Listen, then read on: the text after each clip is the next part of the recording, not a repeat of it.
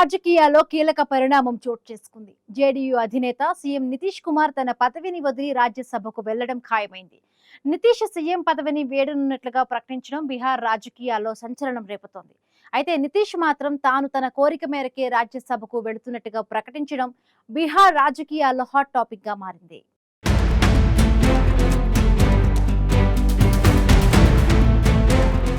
బీహార్ రాజకీయాల్లో కీలక పరిణామం నితీష్ కుమార్ ఆ పదవిని వీడి రాజ్యసభకు వెళ్లడం ఖాయమైంది. నామినేషన్ల దాఖలుకు చివరి రోజైన 5వ తేదీన నితీష్ కుమార్ రాజ్యసభ అభ్యర్థిగా నామినేషన్ వేశారు.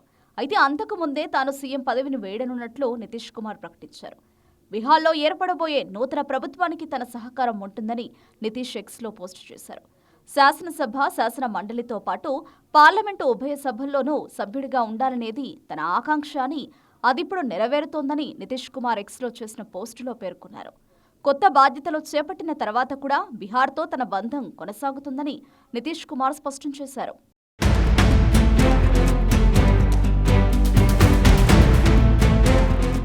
రెండు 2025లో జరిగిన బీహార్ అసెంబ్లీ ఎన్నికల్లో నితీష్ సారథ్యంలో ఎన్డీఏ కూటమి భారీ విజయాన్ని సాధించింది. ఆ వెంటనే 10వసారి సీఎంగా నితీష్ ప్రమాణ స్వీకారం చేశారు. ఈ పరిణామం జరిగిన ఏడాదిలోనే సీఎం పదవిని వదిలేసి రాజ్యసభకు వెళ్లారని ఆయన నిర్ణయించుకోవడం బీహార్ రాజకీయాల్లో హాట్ టాపిక్ గా మారింది. నితీష్ కుమార్ కుమారుడు నిశాంత్ కుమార్ రాజకీయాల్లోకి ప్రవేశిస్తారని రాష్ట్ర మంత్రులు ప్రకటించడంతో నితీష్ పై ప్రతిపక్షాల నేతలు విమర్శలు గుప్పించారు. అయితే అంతలోనే నితీష్ కుమార్ సీఎం పదవిని వీడనున్నట్లు ప్రకటించి జేడీయూ పార్టీ శ్రేణులకు షాక్ ఇచ్చారు. నితీష్ కుమార్ ఈ అనూహ్య నిర్ణయం వెనుక కారణం ఏంటనే దానిపై చర్చ బీహార్లో జోరుగా జరుగుతోంది. అయితే నితీష్ మాత్రం పార్లమెంటు ఉభయ సభల్లో సభ్యుడిగా ఉండాలనేది తన కోరిక అని, అది ఇప్పుడు నెరవేరబోతుందని ఆయన ఎక్స్లో పోస్టు చేయడంతో అది ఆయన కోరిక మేరకే జరుగుతున్నట్లు చెప్పినట్లయింది.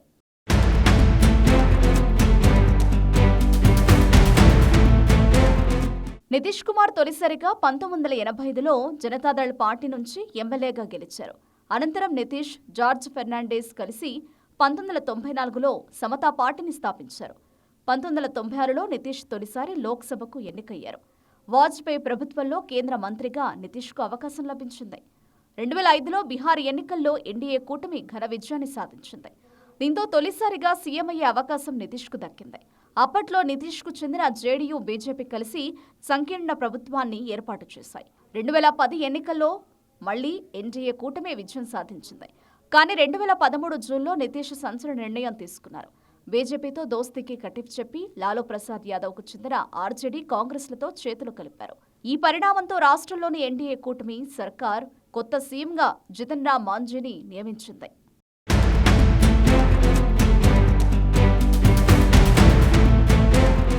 ఇక 2015లో జరిగిన ఎన్నికల్లో జేడీయూ, ఆర్జేడీ, కాంగ్రెస్లతో కూడిన కూటమి విజయాన్ని సాధించింది. అయితే 2017లో నితీష్ కీలక నిర్ణయాన్ని తీసుకున్నారు. ఆర్జేడీ, కాంగ్రెస్లకు కటిఫ్ చెప్పి మళ్లీ ఎన్డీఏ కూటమిలో చేరిపోయారు. ఈ నేపథ్యంలో 2020లో జరిగిన బీహార్ అసెంబ్లీ ఎన్నికల్లో బీజేపీతో కలిసి నితీష్ పార్టీ జేడీయూ పోటీ చేసింది. ఈ ఎన్నికల్లోనూ ఎన్డీఏ కూటమి విజయం వరించింది. కానీ 2022 ఆగస్టులో నితీష్ సంచలన ట్విస్ట్ ఇచ్చారు. నితీష్ అకస్మాత్తుగా ఎన్డీఏ కూటమిని వదిలేసి ఆర్జేడీ, కాంగ్రెస్లతో చేతులు కలిపారు. ఈ దోస్తీ 2 ఏళ్లకు కొనసాగింది. 2024 జనవరిలో నితీష్ మరోసారి ఎన్డీఏ కూటమిలో చేరారు. 2025లో జరిగిన బీహార్ అసెంబ్లీ ఎన్నికల్లో మరోసారి ఎన్డీఏ కూటమి విజయ ఢంకా మోగించింది. వరుసగా 10వసారి సీఎం అయ్యే అవకాశాన్ని నితీష్ పొందారు. బీహార్ సీఎంగా సుదీర్ఘ కాలం పాటు సేవలందించిన జేడీయూ అధ్యక్షుడు నితీష్ కుమార్ ఇక పెద్దల సభకు వెళ్లాలని నిర్ణయించుకున్నారు. నితీష్ నిర్ణయం వెనుక కారణాలు ఏవైనప్పటికీ ఆయన రాజకీయ జీవితంలో ఇది కీలక మలుపుగా రాజకీయ విశ్లేషకులు చెప్తున్నారు.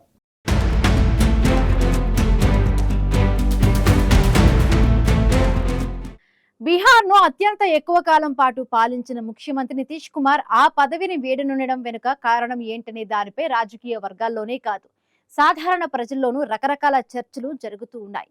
అయితే తాను తన ఇష్టాను ప్రకారమే రాజ్యసభకు వెళ్లాలని నిర్ణయించుకున్నట్టు ప్రకటించడంతో అయినా ఈ తరహా చర్చకు ఫుల్ స్టాప్ పడుతుందో లేదో చూడాలి.